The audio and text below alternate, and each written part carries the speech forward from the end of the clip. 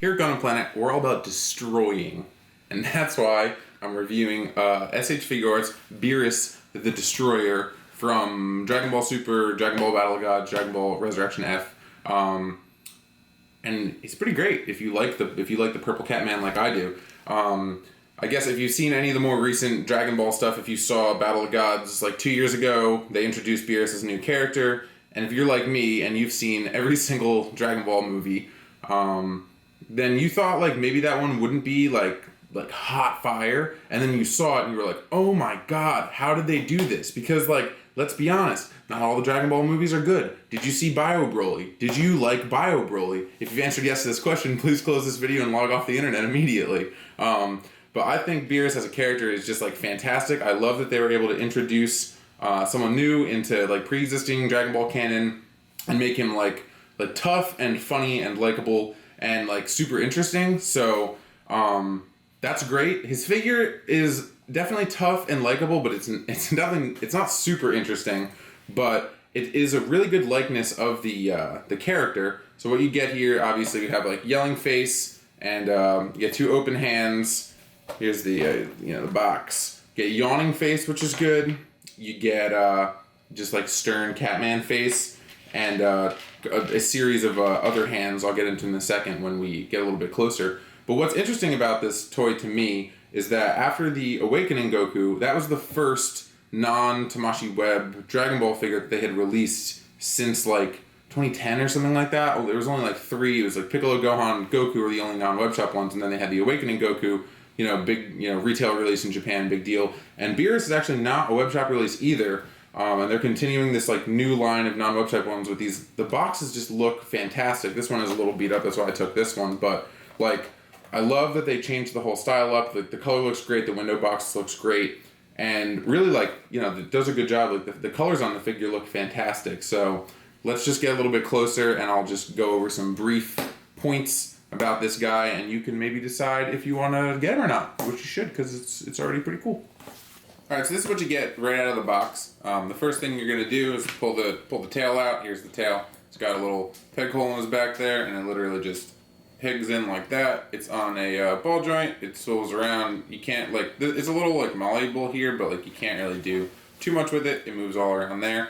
So then starting at the bottom, you get real nice feet articulation. You get the toe joint, moves back and forth. Actually moves all around. That's just on a ball peg too. So it doubles as an ankle rocker, and you can move it all the way around. The legs, which are again one of the more disappointing parts of only because it's unpainted blue plastic.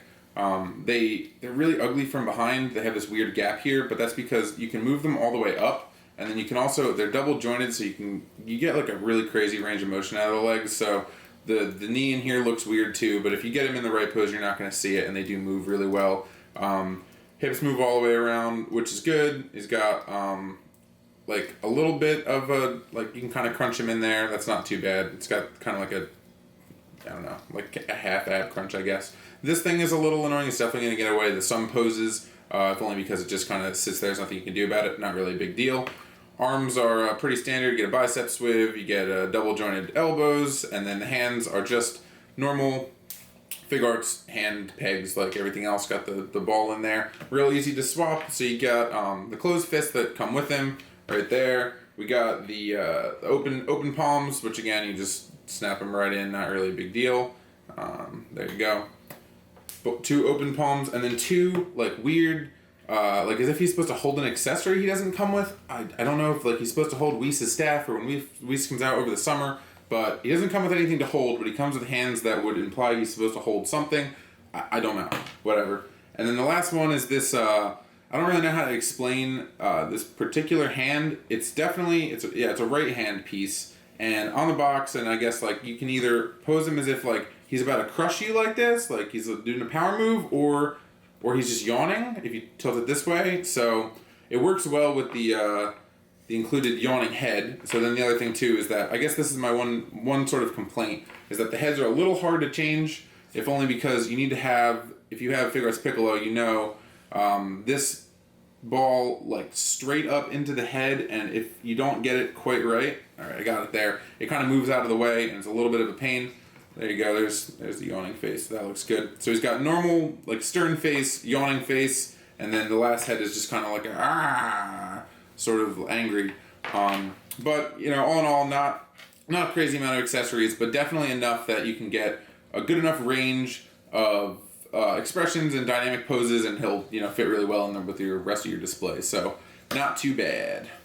So, you know, all things considered, it's definitely not like a mind-blowing figure. It doesn't like really mess me up like Awakening Goku did, where it just is like so crazy, but it looks just like the character. It has all the like points of articulation you might want out of it. It's got like some really, it doesn't have a lot of accessories, but they look good. So it's one of those things where like if you're into the current day Dragon Ball stuff and you're really interested in the continued fiction and the figures, then I can't really see a reason why you wouldn't want to have him in your collection, because Beerus is just, he's just great, and I love him.